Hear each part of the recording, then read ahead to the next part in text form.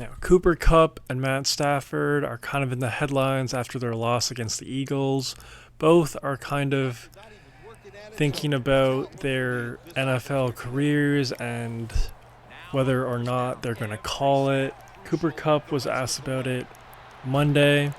He had this to say, quote, "Who knows what's going to happen? A lot of stuff's out of my control. We'll see what it's going to be. I don't have any clarity on what that's going to look like.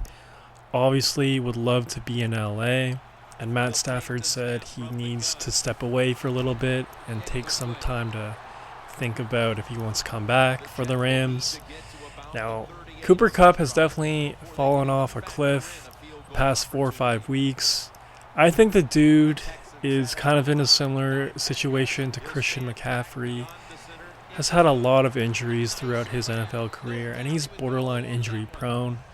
And his last great year was 2021. Just historic, crazy numbers with Matt Stafford. And that was, of course, their Super Bowl year. But besides that year, his production has definitely fallen off. And I think it's just time. I think his body is just falling apart completely. And he just doesn't look like the same guy out there. There was a lot of talk of the Rams trading Cooper Kupp prior to this year's trade deadline. In hindsight, they really should have pulled the trigger on that because I feel like you definitely would have gotten some value for Cooper Kupp. Maybe a second, maybe a third and a fourth, maybe a player back. I'm not sure.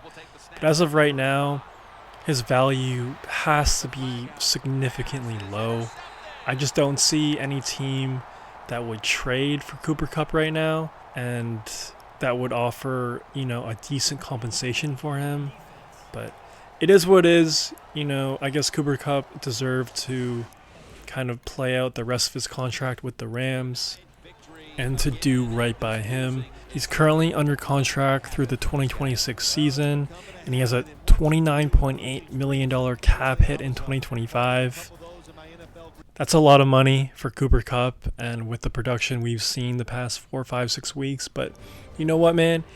If he could potentially get healthy and have a good offseason, maybe he could recapture his past self, maybe. But, that's the thing. He's an older player with a lot of wear on his tires. So even if he does look like a good version of himself, it's not really sustainable. If the Rams were a pure championship caliber team, I would definitely recommend just putting him on ice for the regular season and then just have him play January and February. Kind of like what the Chiefs have done with Travis Kelce this past year.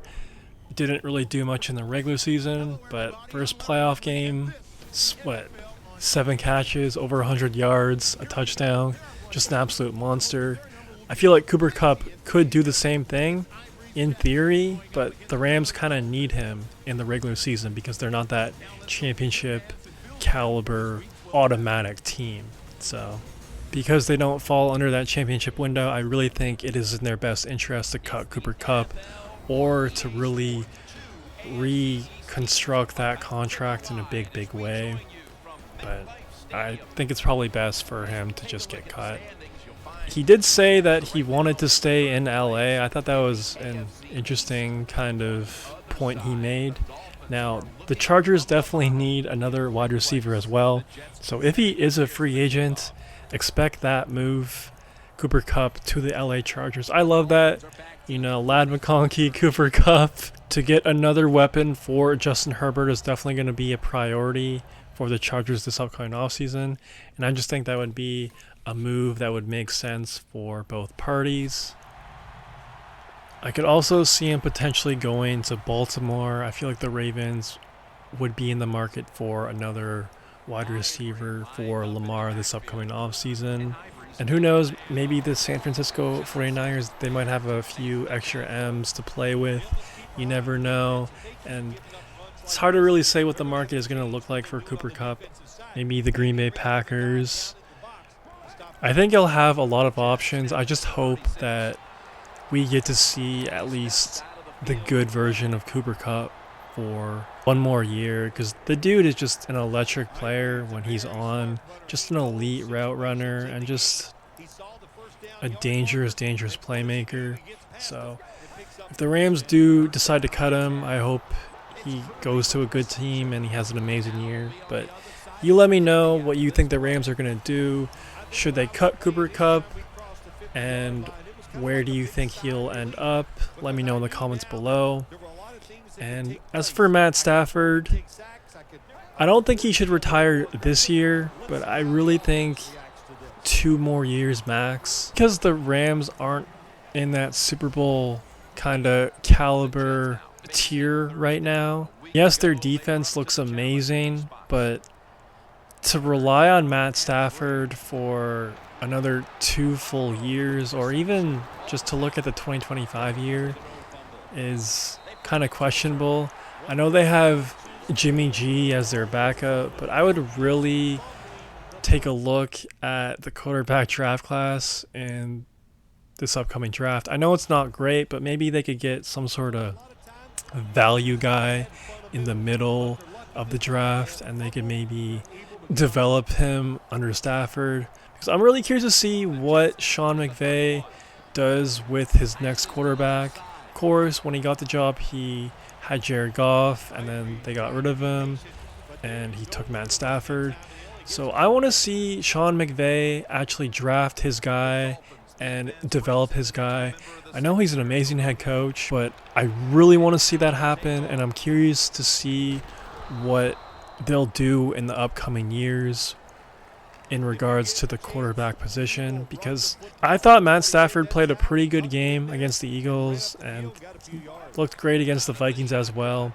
But it just, you can't rely on him for a full year, and they're never going to be that number 1 seed, a top seed in the NFC just because of his health. Dude is always banged up, and he's an older player, so if it's not this upcoming offseason, they need to do it as soon as possible. But you let me know when you think Matt Stafford should retire. Like I said, I feel like he should come back for 1 more year, but 2 max. Anything more than 2 years is just kind of ridiculous, but we'll see how it all plays out. I definitely think the Rams are in good hands for the future. Not a Super Bowl caliber team, but definitely a playoff team. That defense is legit. Jared Verse looks like a real menace. And they still have Puka. And if you have Sean McVay, one of the best coaches in the NFL, anything is possible. So let me know what you think. If you made this far, please subscribe and like the vid. It'd help out your boy a ton. That's all I got for right now. Peace. It was awesome, but they can do everything well. They got experienced players and talent. Usually, if you put those 2 things together, you get great success. Well, I wouldn't want to be a defensive coordinator going against this offense today. The Jets take it from the 38. Running away from the pressure. Tackles made, and the first down is picked up. That's an excellent job by the quarterback, getting a few yards there with the run. You know, when you play against him, of course, anytime he drops back to pass, you've got to be alert for the run. First down at the 46. Catch made by Marshall. Johnson's going to make the tackle.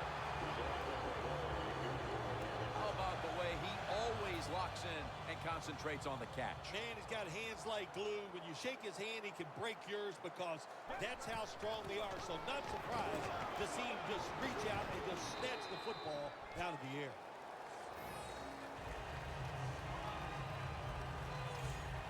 And it's now 2nd down and 5 after running it on first down. The Jets still possess the football as we begin the 2nd quarter. And the 2nd quarter is underway with this snap. It's Marshall. That's a really good throw and catch, and they get the first down, Jim. That's what you want to do. Pick up that first down. Now you give your offense 3 more opportunities. The Jets from the 27. Picks up 8 here.